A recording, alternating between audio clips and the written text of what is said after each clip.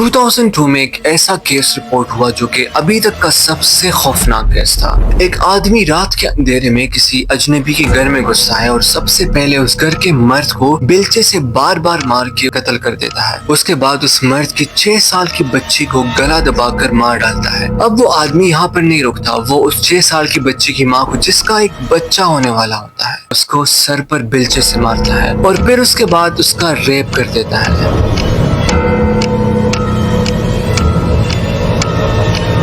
ये कहानी है यांग सेनहाई की।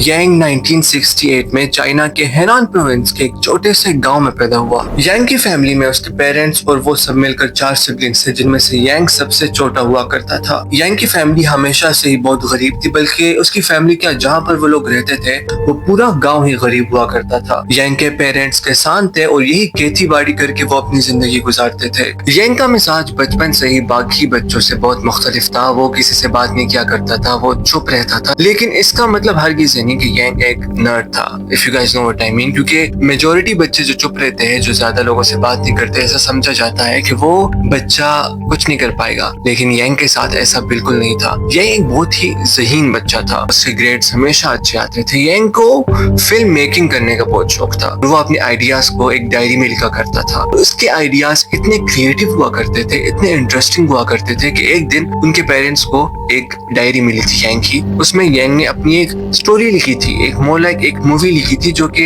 रियलिटी से बहुत डिफरेंट थी। उस डायरी में जो कि उसके पेरेंट्स को मिली थी, यांग ने उस डायरी में अपनी ही एक दुनिया बनाई थी, जिसमें उसके अपने लोग हैं, उसके अपने रूल्स हैं। वो स्टोरी, वो मूवी का जो एक पूरा आइडिया था, वो इतना कोई इंटरेस्टिंग और क्रिएटिव था कि पहले तो उसके पेरेंट्स वो एक्सट्रीमली प्राउड, क्योंकि एक बच्चे का ऐसा सोच रखना बिल्कुल कोई नॉर्मल बात नहीं थी। लेकिन आहिस्ता आहिस्ता जब उसके पेरेंट्स उस आइडिया को, उसकी डायरी को पढ़ते हैं, तो उनको रियलाइज होता है कि इस डायरी में जो मेन कैरेक्टर है वो हमारे बच्चे यांग की पर्सनैलिटी से बहुत मिलता जुलता है। I mean, जैसे कि मैंने आपको यांग के बारे में शुरुआत में बताया कि वो चुप रहता था, वो किसी से मिलता जुलता नहीं था। वो सबसे इम्पोर्टेंट बात जो शायद मैंने आपको बताई भी थी कि यांग दूसरे इंसानों को पसंद नहीं किया करता था। और वो जो डायरी में एक कैरेक्टर था, उसकी पर्सनैलिटी भी बिल्कुल ऐसे ही थी। द वर्स्ट पार्ट इज, वो जो कैरेक्टर था वो बहुत ही सोच समझ के हॉरिफिक क्राइम्स किया करता था और फिर आगे जाके वो क्राइम से बच भी जाता था। अब एट दिस पॉइंट उसके parents were a little bit worried, because एक बच्चे का ऐसा ख्याल रखना बिल्कुल भी कोई नॉर्मल बात नहीं है, स्पेशली जब वो बच्चा पहले से ही लोगों से नफरत करता हो।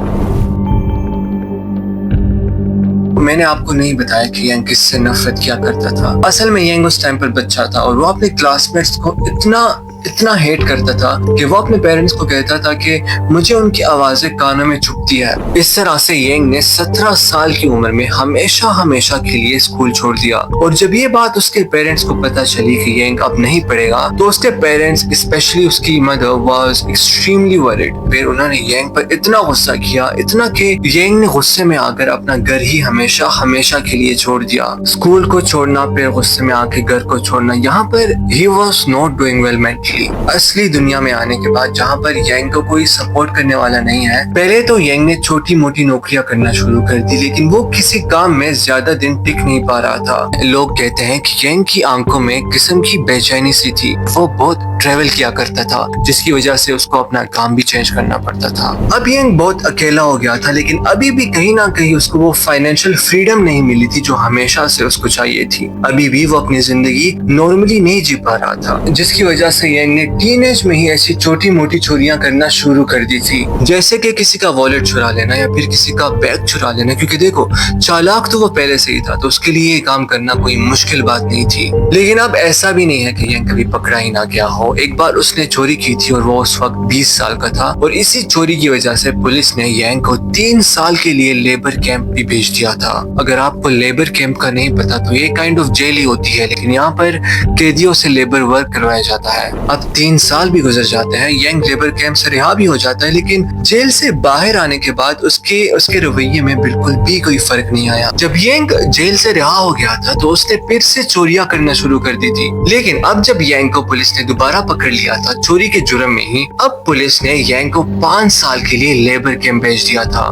मतलब टोटल 8 साल यांग को लेबर कैंप में गुजारने पड़े। इस तरह से यांग का रवैया जेल में ठीक होने के बजाय और भी सख्त होता गया, और 1996 में जब यंग जेल से वापस निकला तो अब वो एक कम्प्लीटली डिफरेंट इंसान था। लेकिन इसका मतलब हर किसी नहीं कि यंग अभी सुधर गया था। जेल से बाहर आने के बाद इस बार यंग ने चोरी तो नहीं की, लेकिन उसने एक लड़की को सेक्सुअली असॉल्ट करने की कोशिश की थी। इस बार फिर से पुलिस ने यंग को 5 साल के लिए जेल भेज दिया था। मतलब टोटल 8 और 5 13 साल यंग ने जेल में गुजारे। यंग को टोटल 5 साल के लिए जेल भेज दिया गया था, लेकिन 4 साल गुजारने के बाद उसको रिहा कर दिया गया था। जब इस बार यंग जेल से रिहा हुआ, उसके दिल में अभी भी इंसानों के लिए गुस्सा तो था, लेकिन ये गुस्सा उसका तब कम हुआ जब वो एक लड़की से मिला। पता नहीं कैसे, लेकिन यंग एक लड़की के साथ लव रिलेशनशिप में आ गया था। लेकिन कुछ दिनों बाद ही यंग की गर्लफ्रेंड को उसके क्रिमिनल बैकग्राउंड के बारे में पता चल जाता है और वो उसको छोड़कर चली जाती है। अब जब ये शौक यंग को लगा, इसके बाद वो एक नॉर्मल इंसान नहीं था, वो एक साइकोपाथ बन चुका था। यंग ने पहले अपने घर वालों को छोड़ दिया था, उसके कोई दोस्त नहीं थे और इस बार उसकी गर्लफ्रेंड उससे दूर चली गई थी। अब यंग इंसानों से इतनी नफरत करने लगा, इतनी कि वो किसी दूसरे इंसान को खुश या हंसते हुए देखना भी नहीं चाहता था, क्योंकि कहीं ना कहीं यंग को लगता था कि इंसानों की वजह से उसकी जिंदगी खराब हुई है, इंसानों की वजह से वो एक साइकोपाथ बन चुका है। क्योंकि अब जो कुछ आगे यंग करेगा वो पूरे चाइना को हिला कर रख देगा। यंग आगे कुछ सालों में 23 लड़कियों का रेप और 67 से ज्यादा इंसानों की जान लेने वाला है, और ये सब सिर्फ इसलिए क्योंकि यंग को एक लड़की छोड़कर चली जाती है। ईयर 2000 में हेनान प्रोविंस के एक छोटे से गांव से पुलिस को एक कॉल आती है और रिपोर्ट होता है कि घर में 4 लोगों को, मतलब पूरे खानदान को, बहुत बेदर्दी से मारा गया होता है। जब पुलिस वहां पर पहुंचती है और वो जो नजारा दिखती है, उनकी जैसे रूह काम जाती है, क्योंकि एक हथौड़े का इस्तेमाल करके रात के वक्त एक फैमिली को, जिनमें पेरेंट्स और बच्चे हैं, उनको हथौड़े का इस्तेमाल करके बहुत बेरहमी से रात के वक्त मारा गया होता है। मगर अजीब बात ये थी कि घर से कोई चोरी नहीं हुआ होता है। यहाँ पर पुलिस थोड़ी सी कंफ्यूज थी कि क्या ये डकैती थी या फिर उनकी किसी से दुश्मनी थी। लेकिन असलियत में ये सब किया था यांग ज़ेनहाई ने। जब रात का वक्त हो जाता था और सब लोग सो जाते थे, तब अंधेरे में यांग किसी के घर में घुस जाता था और एक एक करके सबको बेरहमी से कत्ल कर देता था। फिर वो बच्चा हो या बूढ़ा, यांग किसी को भी नहीं छोड़ता था। यांग कभी भी किसी फैमिली को टारगेट करने के लिए सेम वेपन नहीं यूज किया करता था, और वो हर मर्डर के लिए डिफरेंट कपड़े और शूज पहनता था। देखो, मैंने आप लोगों को पहले बताया था कि यांग ज़ेनहाई एक बहुत ही चालाक इंसान था और उसके लिए ये सब कुछ करना, ये मर्डर्स करना बिल्कुल भी कोई मुश्किल काम नहीं था। नॉर्मली जब यांग ज़ेनहाई किसी को मार डालता था, तब उसकी बॉडी को या तो जो जला देता था या फिर कहीं पर गिरा देता था। और सबसे पता है अजीब बात क्या थी कि यांग ज़ेनहाई मर्डर करने के बाद वहां पर वो अपने ग्लव्स छोड़ देता था डेड बॉडीज के पास। मुझे नहीं पता इसके पीछे उसका मकसद क्या था, लेकिन पुलिस वो ग्लव्स इकट्ठा करती गई और इन्हीं ग्लव्स की वजह से पुलिस के पास यांग ज़ेनहाई का डीएनए आ चुका था। इस वाकये के कुछ हफ्तों बाद एक और केस सामने आया। यही नॉर्मली जो लोग गरीब हुआ करते थे, उन फैमिलीज को टारगेट किया करता था। इस दफा किसी ने घर में घुस के सबसे पहले एक औरत का रेप किया और उसके बाद एक एक करके बाकियों को मार डाला। अच्छा, मैं आपको बात बताता हूँ, यांग जिस लड़की को भी मारता था, सबसे पहले उसका रेप लाजमी करता था। फिर जब पुलिस को लड़कियों की डेड बॉडीज मिलती तो उनके नेल्स में पुलिस को यांग ज़ेनहाई की स्किन भी मिलती। शायद लड़कियां यांग ज़ेनहाई से खुद को बचाने के चक्कर में उसको नेल से मारती। अब यहाँ पर पुलिस के पास दो चीजें थी। पहला तो ये कि उनके पास यांग ज़ेनहाई का डीएनए आ गया था। दूसरा कि पुलिस को एक पैटर्न नजर आ रहा था, जैसे किसी अंधेरे में किसी गरीब इंसान के घर में घुस जाना, लड़कियों का रेप करना और फिर एक एक करके सबको मार डालना। इसके अलावा पुलिस के पास कुछ भी नहीं था। यांग ज़ेनहाई जो कि ये मर्डर्स कर रहा था, लोग उसकी वजह से रातों को सो नहीं पाते थे। उसका चाइना में एक खौफ सा छा गया था, यहाँ तक कि लोग यांग ज़ेनहाई को द मॉन्स्टर किलर के नाम से बुलाने लग गए थे। क्योंकि देखो, यांग हमेशा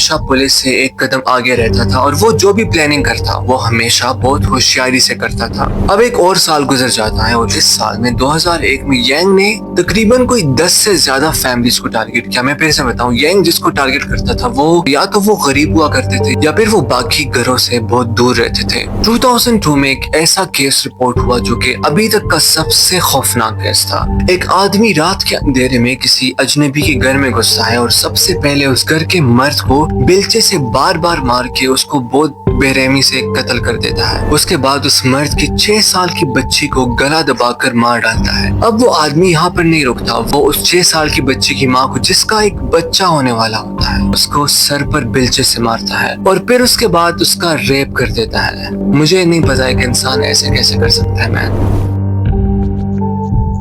اب اس عورت کی حالت بالکل بھی ٹھیک نہیں ہوتی ہے، ہر طرف خون ہی خون ہوتا ہے۔ یعنی جب یہ ظلم کر کے گھر سے باہر جا رہا ہوتا ہے تو اس کو لگتا ہے کہ اس عورت کی اتنی بری حالت ہے تو وہ مر جائے گی، اور وہ اس کو پوری طرح سے قتل نہیں کرتا، اور یہ اس کی سب سے بڑی غلطی ہوتی ہے۔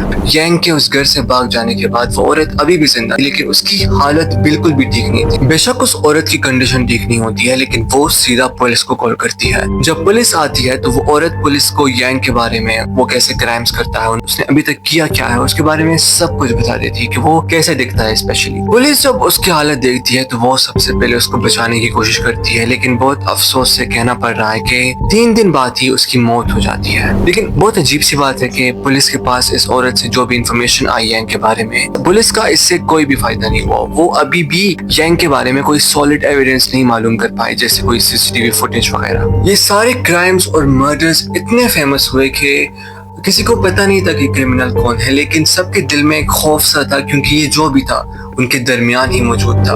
اب یہ سال بھی گزر جاتا ہے اور 2003 میں یینگ نے 17 سے زیادہ لوگوں کو مار دیا تھا۔ ایویں تو نہیں اس کو مونسٹر کلر کہتے تھے۔ 2003 کے آخری کچھ مہینوں میں، نومبر 2003 اسپیسیفکلی، اس مہینے میں قسمت پولیس کا ساتھ دیتی ہے۔ نارملی یینگ ابھی جو مرڈرز کرتا تھا وہ رورل پروونسز جیسے انہے، ہیبے، ہنان، شیندنگ، ان جیسے پروونسز میں مرڈرز کیا کرتا تھا۔ خیر ابھی یینگ موجود تھا ہیبے پروونس کے ایک ڈانس ہال میں، اور پولیس وہاں پر روٹین چیکنگ کر رہی تھی، جو کہ نارملی انلیگل کام جیسے پروسٹیٹیوشن یا پھر ڈرگ ٹریفکنگ کو روکنے کے لیے ہوتی ہے۔ وہاں پر پولیس کو یینگ نظر آیا جو کہ بہت ہی عجیب بیہیو کر رہا تھا۔ یینگ کا لوگوں کو دیکھنے کا رویہ، وہ چپ تھا لیکن اس کی آنکھوں میں ایک بے چینی سی تھی۔ اچھا یینگ کو ذرا سا بھی ڈر نہیں لگتا، ٹھیک ہے، کیونکہ وہ ایک سائیکوپیتھ ہے، اس کو گھنٹہ فرق نہیں پڑتا کون پولیس کون میں۔ پولیس نے اس سے اس کا ID کارڈ مانگا اور اس نے آرام سے دے دیا۔ اس دوران پولیس کو وہ انسان بہت ہی سسپیشس لگا، کیونکہ ظاہر سی بات ہے سائیکوپیتھ نارمل نہیں دکھتے، ہمیشہ ان کی آنکھیں لال رہتی ہے یا پھر وہ کبھی ایموشنز نہیں ظاہر کرتے۔ پولیس یینگ کو پکڑ کر اپنے ساتھ پولیس اسٹیشن لے جاتی ہے، کیوں؟ کیونکہ وہ نارمل نہیں دکھ رہا تھا۔ دیکھو جو ایسے دماغ والے لوگ ہوتے ہیں جو کہ ڈرگ ٹریفکنگ کرتے ہیں، جو کہ بلیک منی کماتے ہیں، وہ نارملی سسپیشس دکھتے ہیں، ان کو دیکھ کر ہی پتہ چل جاتا ہے۔ اب جب یینگ کو پولیس اسٹیشن لے جایا گیا، روٹین کو فالو کرتے ہوئے اس کا DNA سیمپل بھی لے لیا جاتا ہے، اور آپ کو اندازہ ہو رہا ہوگا کہ آگے کیا ہونے والا ہے۔ جب سیمپل کو نیشنل ڈیٹا بیس میں ڈالا گیا تو یہ وہی DNA تھا جو پچھلے 3 سالوں سے پولیس کو ہر اس کرائم سین پر ملتا تھا جو یینگ پچھلے کچھ سالوں سے ان لڑکیوں کا، اسپیشلی ان فیملیز کا مرڈر کر دیتا تھا۔ پولیس اب حیران ہو کر انویسٹیگیشن ٹیم کو بلاتی ہے جو کہ اس کرائم کو، اس کیس کو اسپیشلی انویسٹیگیٹ کر رہی تھی۔ وہ جب ٹیم آتی ہے ان کو یقین نہیں آتا کہ ان کے سامنے وہی یینگ ہے جس کو وہ پچھلے 3 سالوں سے ڈھونڈ رہی تھی۔ یینگ زن ہائی کو گرفتار کر لیا جاتا ہے، اور اس کی گرفتاری کے بعد پوری ملک کی میڈیا یینگ زن ہائی کے پیچھے تھی۔ نیوز چینلز، نیوز پیپرز، ہر جگہ صرف مونسٹر کلر کے بارے میں باتیں ہو رہی تھی، اور اس طرح 11 فروری 2004 کو یینگ زن ہائی کا ٹرائل شروع ہوتا ہے۔ کورٹ روم اس وقت لوگوں سے بھرا ہوا تھا، اور جب جج چارجز پڑھ رہا تھا تو اس وقت پر یینگ نے خود کنفیس کیا کہ اس نے 67 لوگوں کو مارا ہے، اس سے بڑھ کر اس نے 23 عورتوں کا ریپ کیا ہے۔ کورٹ میں یینگ زن ہائی سے صرف ایک سوال کیا گیا کہ تم نے ایسا کیوں کیا، مطلب کوئی انسان ایسا کیوں کرے گا؟ اس کے جواب میں یینگ زن ہائی نے اس سب کا بلیم اپنی گرل فرینڈ پر ڈالا کہ اس نے مجھے چھوڑا اور اس کی وجہ سے ہی میں ایک سائیکوپیتھ بنا۔ یہ سب بتاتے ہوئے یینگ کے چہرے پر ایک گولڈ سی اسمائل تھی، جسے وہ کچھ بھی ریگریٹ نہیں کر رہا اور وہ بہت خوش ہے اپنے کام سے۔ یینگ نے کہا کورٹ میں کہ میں کوئی بھی اپیل نہیں کروں گا، اس نے جو بھی کیا ابھی تک اس نے اپنی مرضی سے کیا۔ اب ظاہر سی بات ہے یہ سننے کے بعد کورٹ نے ڈائریکٹ ہی یینگ کو سزائے موت سنا دی، اور صرف 14 دن بعد ہی 14 فروری کو یینگ زن ہائی کو فائرنگ اسکواڈ کے سامنے لایا جاتا ہے اور اس کو گولیاں مار کر مار ڈالا جاتا ہے۔ Now no matter تمہارے ساتھ تمہاری زندگی یا پھر یہ دنیا کتنی بھی کرول کیوں نہ ہو، you have no right کہ آپ کسی دوسرے معصوم انسان کو نقصان پہنچاؤ، بھلے وہ نقصان تمہاری زبان سے ہو یا پھر ہاتھوں سے، کیونکہ I can't even imagine کہ وکٹمز پر ان کے آخری لمحات میں کیا گزرا ہوگا، اسپیشلی جب یینگ نے ان معصوم بچوں اور بزرگوں کو مارا ہوگا۔ All I want to say is that کہ اگر آپ کے آس پاس کچھ ایسے لوگ ہیں جو کہ ہمیشہ خاموش رہتے ہیں تو please be kind to them, be friends with them, give them a little hope کہ they really matter because some humans need special treatment. Well, that was all it for today's video. I hope you guys like it. اور اگر آپ کو میرا content پسند ہے تو please do support me. Thank you so much for watching. I'll see you in my next video.